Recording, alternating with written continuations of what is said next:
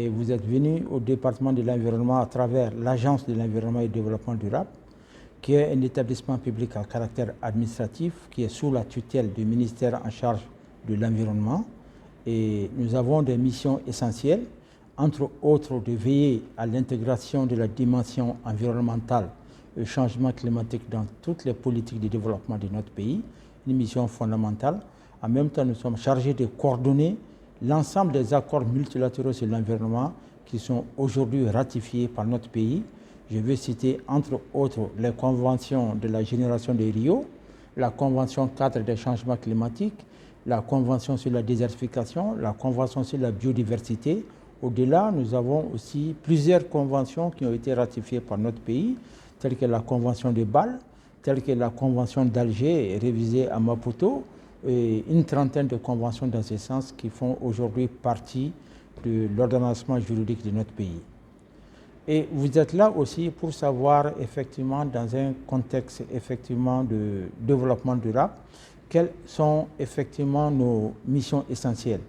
Mais en rappel, il faut savoir que le pays dispose de beaucoup de politiques, de beaucoup effectivement de textes et en même temps beaucoup d'institutions qui sont chargées aujourd'hui de gérer les questions environnementales.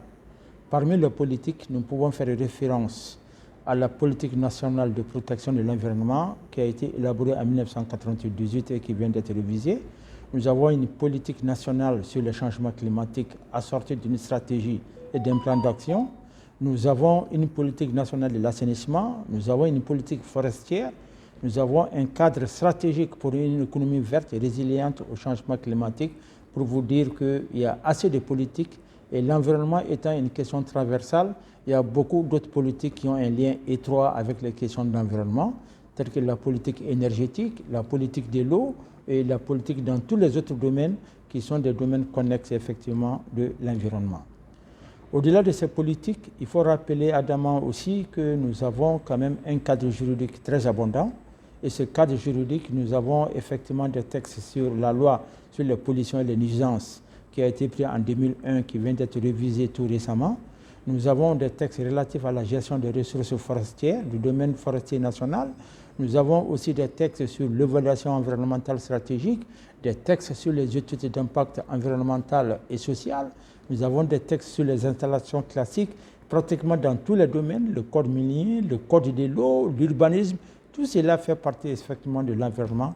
Donc c'est une multitude de textes qui existent là aujourd'hui avec des institutions qui ont des missions effectivement régaliennes dans la gouvernance des questions environnementales, en commençant déjà par les institutions de la République et l'Assemblée nationale qui est le CNT aujourd'hui.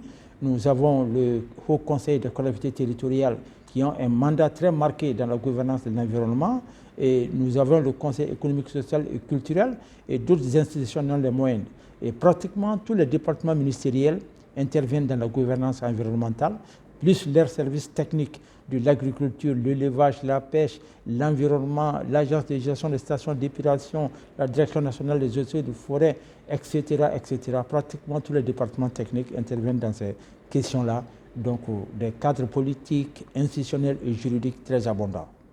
Et vous venez d'arriver juste, je viens de venir à la présentation de notre code de l'environnement au niveau du Haut Conseil des collectivités territoriales qui doit incessamment passer au niveau du Conseil des ministres et le processus est enclenché pour avoir quand même une cohérence, une lisibilité dans tout cela.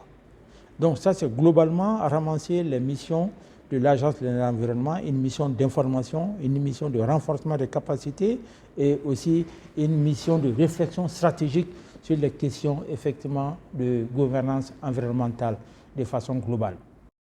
Alors, vous avez posé une question fondamentale depuis que je viens d'arriver concrètement. Qu'est-ce que nous avons eu à faire? Ça me fait bientôt 9 mois à la tête de la direction de l'Agence de l'environnement et du développement durable. Il faut rappeler que l'administration, c'est une continuité. L'administration, je suis arrivé sur les centres de quelque chose. Et il y a eu beaucoup de choses qui ont été faites ici, à ce niveau, parce que l'une des missions essentielles également de l'agence, c'est la mobilisation des ressources financières au compte de toutes les structures de notre pays, que ce soit les ministères, que ce soit la société civile, que ce soit le secteur privé, nous mobilisons des ressources destinées à faire un développement durable au sein de nos communautés. Donc c'est cet exercice que nous sommes en train de faire. Et quand j'ai pris le service de 2021 à 2022, il y a eu le financement à peu près d'une vingtaine de micro-projets qui sont destinés aux communautés locales avec un montant de 20 milliards et poussières de nos francs CFA et qui sont entièrement financés par le Royaume de Norvège et le Royaume de Suède, qui ont été mis en œuvre et qui sont aussi en cours dans certaines localités aussi de notre pays. Au-delà de cela, toujours dans notre rôle de mobilisation des ressources financières, vous saviez qu'il y a des institutions internationales qui financent les pays les moins avancés, tels que le FEM, le Fonds mondial pour l'environnement, tels que le Fonds d'adaptation, le Fonds vert climat. Donc il y a eu beaucoup d'efforts qui ont été faits à ce niveau pour mobiliser le maximum de montants au bénéfice effectivement des populations maliennes. Et cet exercice est en cours. En même temps, le Mali a élaboré ce qu'on appelle la contribution déterminée nationale, qu'on appelle les CDN, où tous les États doivent avoir quand même leur contribution nationale déterminée. On a retenu 4 grands secteurs chez nous. Il y a le secteur de l'agriculture, le secteur de la foresterie, le secteur des énergies renouvelables et le secteur des déchets. Voilà les 4 secteurs essentiels qui ont été élaborés par tous les acteurs du Mali. Et la mise en œuvre aussi de cet outil important, de cette contribution déterminée, des financements sont en train d'être acquis pour aller dans le cadre de la mise en œuvre effectivement de notre contribution nationale déterminée, qu'on appelle CDN. Vous saviez qu'aucun travail humain n'est parfait, mais tout est perfectible. Nous sommes dans une situation très complexe, mais qui ne veut pas dire que les fils du pays ne doivent pas du tout baisser le bras. Il y a des difficultés au niveau mondial de façon globale. Et nous aussi, de notre côté, nous ne restons pas en marge de ces grandes difficultés, qui sont des difficultés qui se répercutent par rapport à tous les États. Nous avons passé un moment très très difficile avec tout ce qui vient de passer avec les sanctions inhumaines de l'UEMOA, avec d'autres acteurs de la sous-région. Donc le Mali a passé un moment très difficile. Mais je pense que nous sommes toujours debout. Et nous sommes debout, ces difficultés, j'en suis convaincu, nous pouvons les relever ensemble. Je pense que les plus hautes autorités ont quand même donné quand même le goût qui s'est lancé dans un processus de refondation pour notre pays.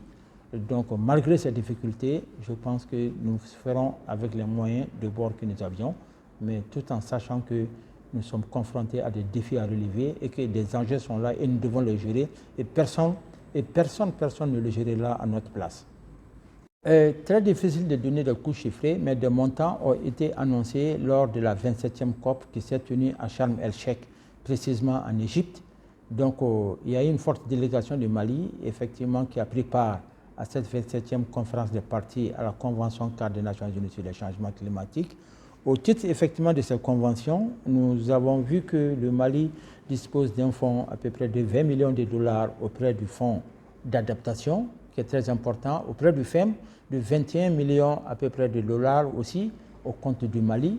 Il s'agit d'être plus agressif pour pouvoir les mobiliser et avec des projets d'envergure, essayer de mettre en place nos stratégies et nos politiques de développement.